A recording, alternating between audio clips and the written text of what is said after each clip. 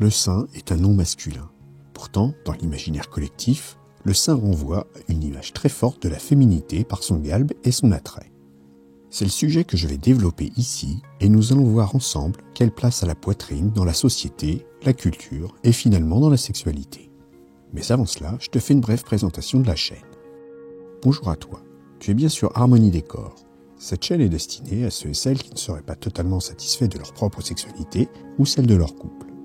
Je t'invite à t'abonner à la chaîne YouTube, mais également à la newsletter du site harmoniedécor.fr, harmoniedécor.fr, dans laquelle tu retrouveras chaque semaine des compléments inédits à l'article de fond. Nous allons déjà répondre à une première question. Pourquoi nous, humains, hommes et femmes, n'avons que 2 seins, contrairement à beaucoup d'autres mammifères?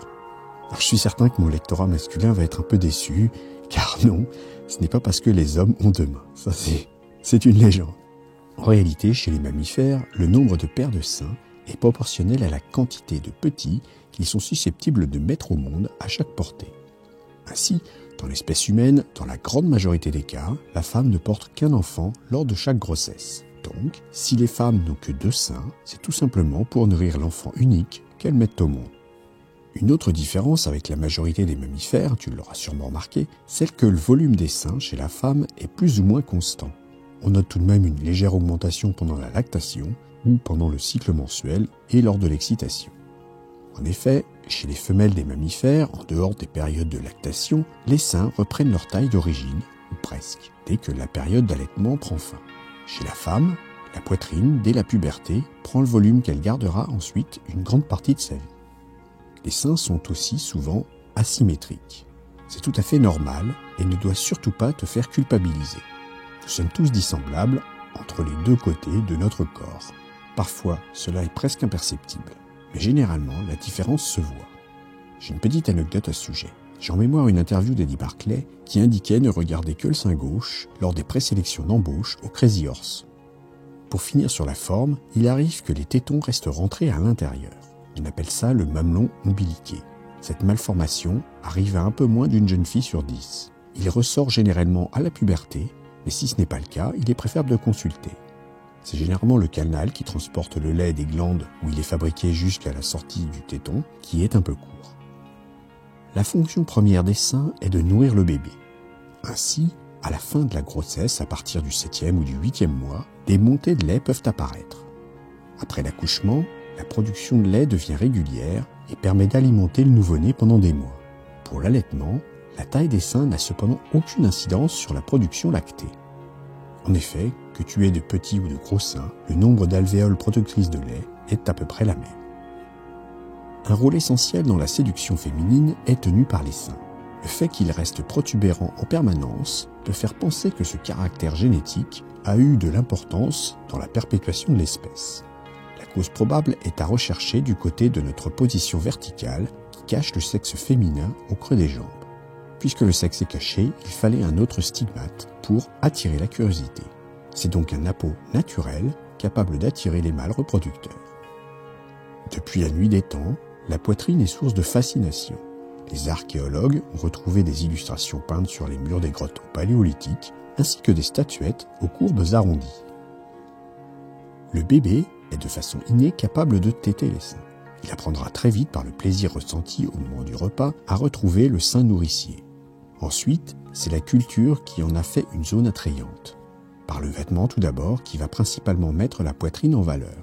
Tu as sûrement en tête les robes avec les décolletés pigeonnants du passé, puis la mode des pin-up venus des États-Unis, l'arrivée du bikini, etc. Le marketing, depuis la fin de la Deuxième Guerre mondiale, joue très fortement sur la féminité et sur les courbes féminines mises en valeur par le buste. D'ailleurs, les femmes sont parfaitement conscientes de ce pouvoir et elles n'ont pas à en rougir. Elles en usent et c'est normal, jusqu'à en abuser pour certaines. Pour preuve, tu connais certainement l'habitude de déposer quelques gouttes d'un parfum au creux de leur poitrine. Cependant, toutes les femmes n'apprécient pas leur poitrine. Je dirais même que si on les écoute, peu de femmes sont contentes de leur sort. Elles les trouvent toujours toutes trop. Ils sont souvent qualifiés de trop petits, trop gros, trop plats, trop colorés, pour l'auréole par exemple, ou en trop même parfois. Il est vrai que les seins, dans la globalité de leur forme, tout comme la vulve, sont uniques chez chaque femme. Donc, c'est un bien précieux qu'il faut mettre en valeur. En France, la taille moyenne semble être d'environ 94 cm pour le tour de poitrine et de C pour la profondeur du bonnet. On utilise souvent des images fruitées pour les décrire. Il y a les seins en forme de poire, de pomme, de pêche, même de cerise ou à l'extrême inverse de pastèque. Mais tu peux entendre aussi parler d'œuf sur le plat, de lolo, qui est le diminutif du lait, etc. La langue française d'ailleurs est très riche. Je te mets dans la description un lien qui te donne jusqu'à 133 désignations pour ces deux attributs spécifiquement féminins. Il semblerait d'ailleurs que la taille des seins soit liée à la latitude terrestre. Les plus grosses poitrines seraient situées dans les pays proches du cercle arctique, tels que la Scandinavie et la Russie. À l'opposé, on trouve plutôt une majorité de poitrines menues dans les régions proches de l'équateur. La chaleur semble donc faire fondre les seins des femmes. Tout comme la forme générale des seins est multiple, l'aréole, qui est la zone autour du téton, et le téton ont une variété infinie d'aspects, d'allures et de coloration. La coloration varie du ton chair clair jusqu'au brun le plus foncé. La forme de l'aréole peut être plate, gonflée ou en pointe. La taille de celle-ci est également très variable, allant d'une pièce de 1 euro à un cercle de plusieurs centimètres de diamètre. Pour le téton, c'est exactement la même chose. Il peut être long ou court, fin ou large, en tube, en pointe, presque plat. Je vais finir sur un sujet tabou. Ce sont les poils bien visibles qui peuvent apparaître autour des aréoles. Ils sont souvent épilés par les femmes. Le rejet vient principalement du fait qu'ils poussent sur l'attribut le plus féminin du corps, alors que le poil est très lié à la masculinité et à la testostérone. Ces poils sont souvent peu fournis, mais cependant bien visibles. Comprenons pourquoi ils sont souvent éradiqués. Afin que cette vidéo ne soit pas trop longue, la suite de celle-ci sera diffusée dimanche à 16h sur YouTube. Pour ne pas la manquer, je te suggère de t'abonner à la chaîne pour être notifié de sa sortie.